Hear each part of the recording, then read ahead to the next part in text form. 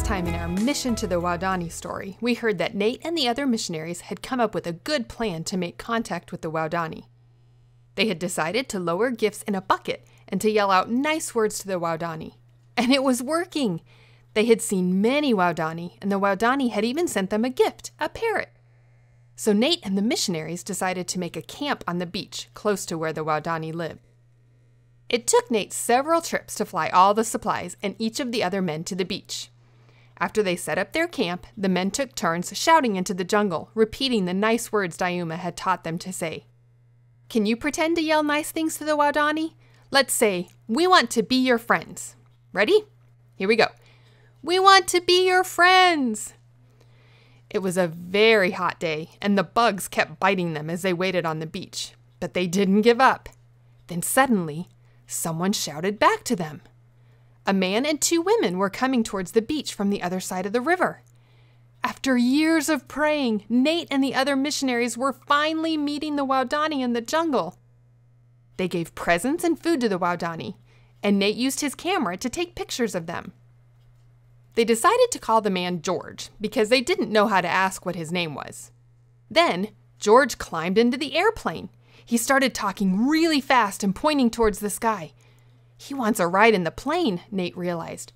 But what if he tries to hurt me while I'm flying? Nate quickly thought and prayed. Nate wanted to help the Waodani see that he loved them very much.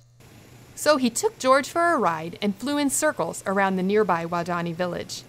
George was very happy. He smiled and shouted to the people watching from the Waodani village below. They were very excited, and so were the missionaries. The Waodani seemed friendly. It was amazing. After George and the women left, the missionaries thanked God and hoped to meet even more Waodani soon. But they didn't know that George was planning to kill them. The other Waodani were mad at George because he was a troublemaker. Some of them even wanted to kill him. So George decided to trick the other Waodani into killing the missionaries instead of him. "They tried to eat me. We need to kill them," he said. That was a lie. The other Waodani knew he might be lying, but they were angry and decided it would be better to kill the missionaries than to kill each other. The next day, Nate flew over the Waodani village again. He saw a group of Waodani walking towards the beach. He called the missionaries' wives on the radio. "They're coming! This is the day! Pray for us!"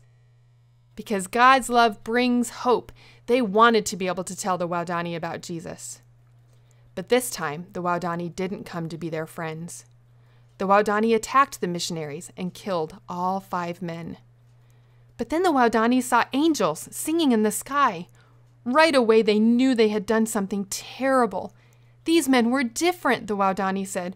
Why didn't they try to kill us with their guns when we attacked them?